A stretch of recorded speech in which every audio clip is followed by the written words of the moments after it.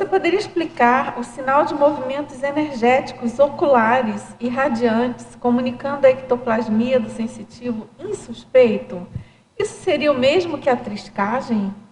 Essa é a mesma ideia da triscagem, né? Então, seria uma maneira de a gente também observar esses sinais, né, da ectoplastia, no caso, não em si próprio, mas no outro, né? Então, essa triscagem seria como se saísse uma faísca, né, como se estivesse acendendo um farol, né, ou algo irradiando dos olhos da pessoa, especialmente quando ela se encontra naquele estado de transe, né? É mais fácil perceber a triscagem nessa condição. Então, aqui na parafatologia, a gente botou alguns exemplos de sinais ou de fenômenos que comumente podem estar associados, só que tem uma série de outros, né? Fenômenos que podem acontecer nessa manifestação de ectoplasmia. Agora, na fatologia, na página 8, final da 7ª linha, você comentou, já foi perguntado, você já comentou sobre a questão da nutrição da conscinha ectoplasta, evitando sobrepeso e obesidade. Ela pergunta sobre isso e comenta, né? Depois que comecei a movimentar mais as energias, tenho vontade de comer mais doces e tenho passado por desequilíbrios alimentares. Tenho a impressão que consciexes estão se alimentando por mim, porque às vezes não sinto o gosto dos alimentos e minha lucidez cai. Outras vezes percebo que doei muita energia e sinto uma fome descontrolada. Após esses desequilíbrios, me sinto mal e fico triste por não ter conseguido dominar meu soma. Tem que cuidar aí. O metabolismo dos carboidratos em nível hipotalâmico.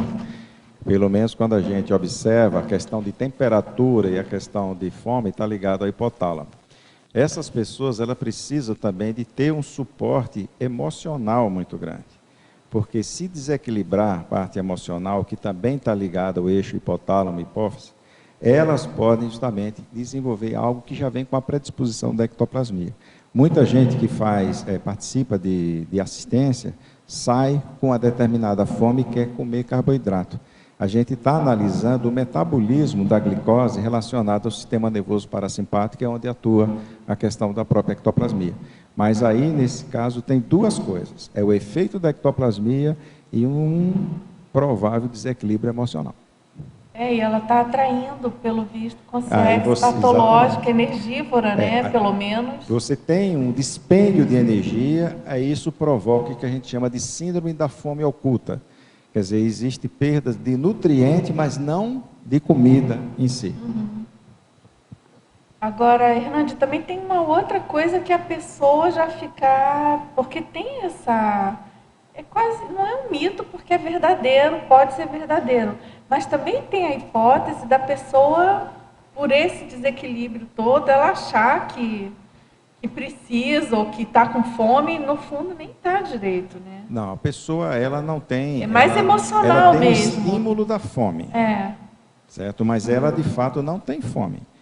Agora, o que a gente precisa de ver é como é que está o sono dessa pessoa, como é que está o estado emocional dela e a atividade física. Porque é a partir disso que a Karine já trouxe, esse equilíbrio é que vai fazer com que a pessoa desenvolva ectoplasmia homeostática. Então, deve ter algum outro componente que não seja só ectoplasmia, porque só ectoplasmia não vai favorecer tudo isso.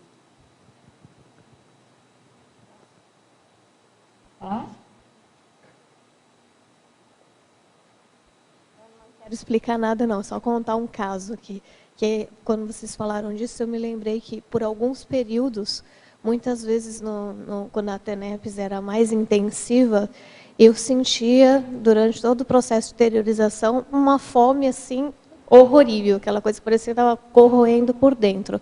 Mas só que assim que terminava a TENEPS, também terminava a fome.